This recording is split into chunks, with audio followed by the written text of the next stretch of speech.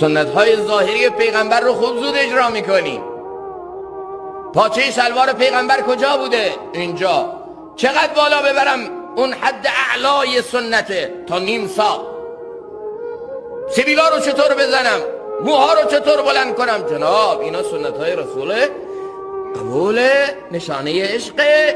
اما رسول الله سنت هایم در دل داشته، نه اینکه ظاهر مثل حضرت رسول صلی الله علیه وسلم تمام سنت ها زنده، اما دل فرعون، دل نمرود، دل قارون، پر کینه، پر عداوت، پر نفرت، پر از عیبجویی، پر از نمایی، پر از سخنچینی. حضرت رسول صلی الله علیه وسلم فرمود کسی میتونه در حالی صبح کنه که نسبت به هیچ مسلمانی در دلش غل و غشی نباشه، کینه و عداوتی نباشه، این کار رو بکنه.